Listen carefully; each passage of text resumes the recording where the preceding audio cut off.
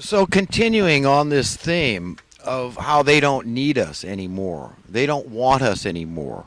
They write openly, they speak openly about these things. And so many people are living in the past where they say, well, that's bull because they want slaves, the workers.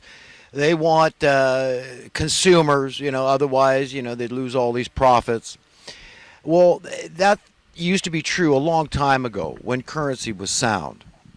Okay, but this is one of the perils of unsound currency that people really need to understand. They really need to get why price fixing is so absolutely pernicious, absolutely bad, okay? And the reason is because, uh, you know, it's antithetical, the opposite of supply and demand.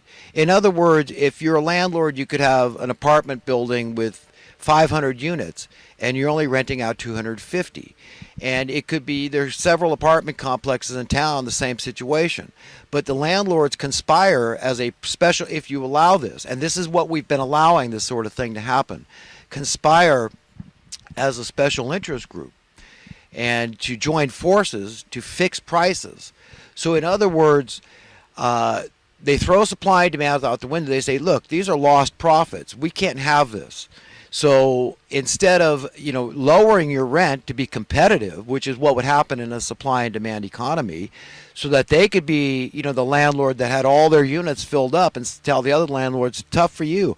You're not getting any business at all because nobody wants to be foolish. They don't want to rent from you when they could rent for half price from me, and the rents keep going down, because hey, you know what? I feel secure. So I'm doing volume over here. So instead of that being our reality, they go the other way. And some people will argue, well, that's good for the landlords. Yeah, well, it's really bad for the tenant, isn't it? So how can we ever get along in a system like that, okay, where, what's good for one group is bad for another group? And in California today, that group is huge that it's bad for. That's the majority of Californians. We're talking about nearly 20 million, no, probably over 20 million California residents are tenants, renters. So when the landlords conspire together as a special interest group to fix your prices, fix your rent, remember, this is not fixing the price of laptop computers or wristwatches or VCRs or televisions or anything else you don't need. This is conspiring to fix the price of an essential human need.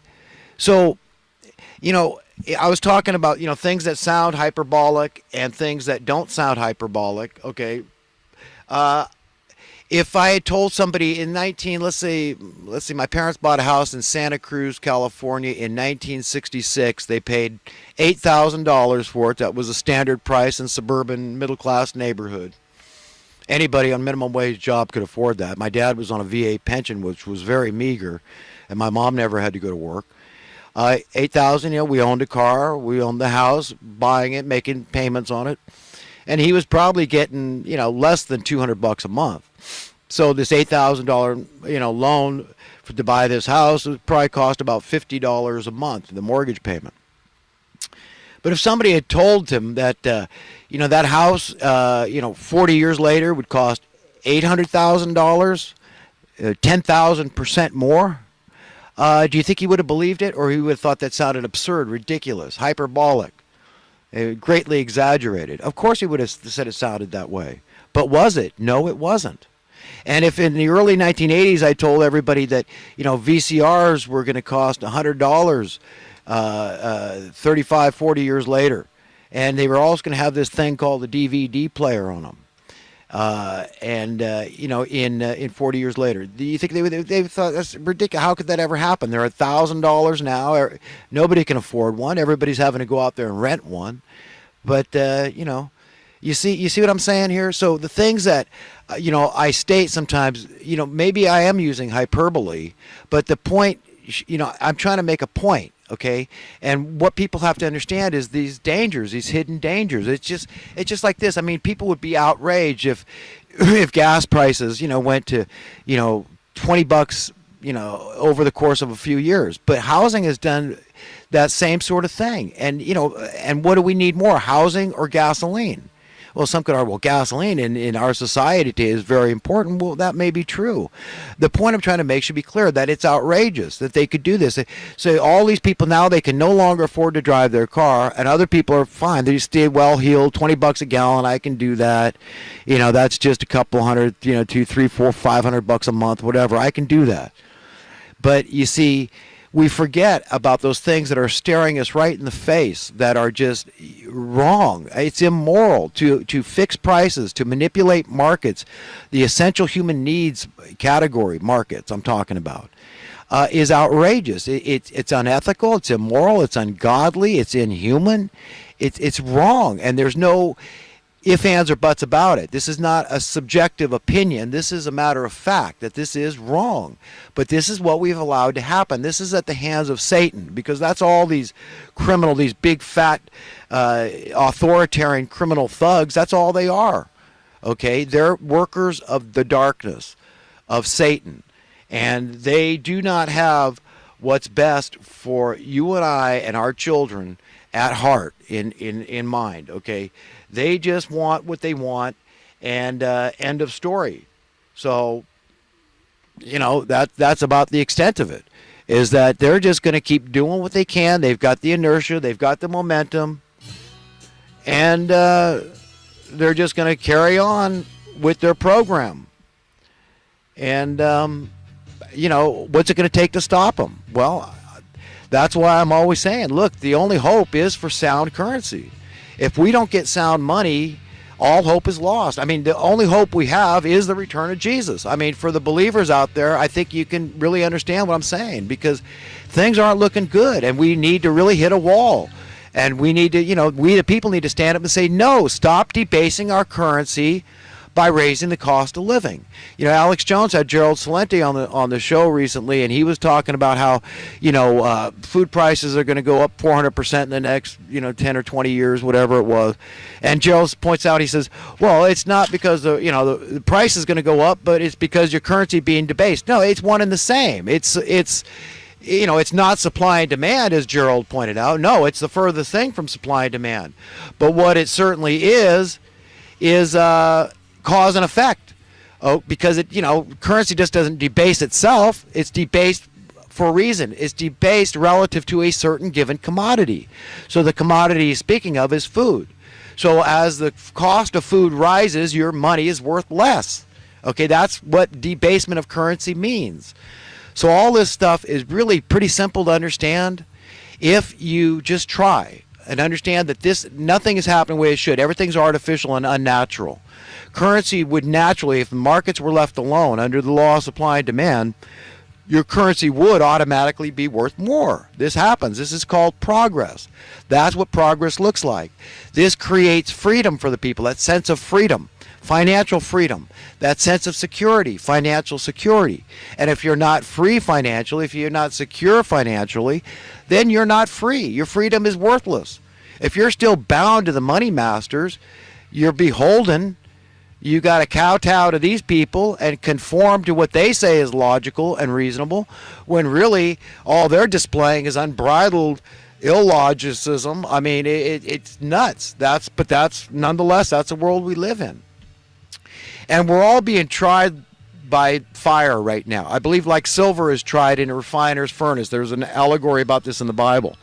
This is really ramping up now in our society today. We've got these elections coming on, and people are breaking down. We're getting very divided.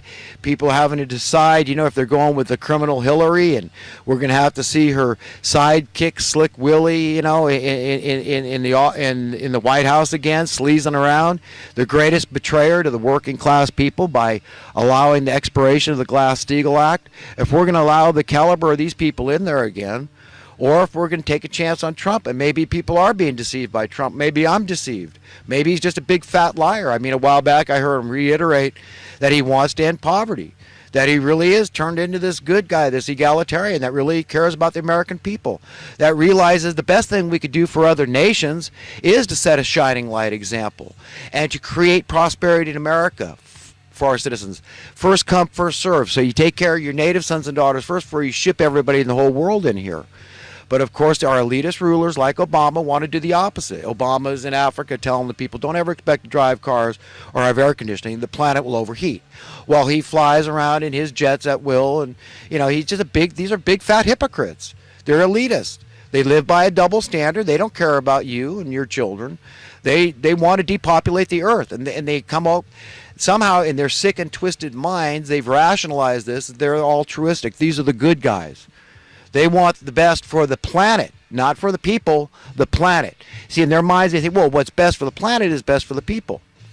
These are liars. These are cheaters. These are thieves. These are murderers. Okay? So, I'm not condemning them, but I'm judging them 9 ways to Sunday because their fruits are rotten and they're in your face rotten. Okay, if you believe what you believe, they always say the best way to teach something is by example. Then Obama, you go out there and you have an itty bitty carbon footprint. Stop flying around. Stop doing what you do. Stop air conditioning. Stop heating in the winter. Okay, and live like a homeless guy. Okay, because that's essentially what you're telling people. That's the best thing for the environment is to live homeless. Okay, so you don't have a car, you can't burn any energy, you can't heat, you can't cool. So teach by example, Obama, and all you other people like Al Gore out there that prescribe to this idea of depopulation being the answer. And you're the altruistic guys out there. You're liars and cheaters.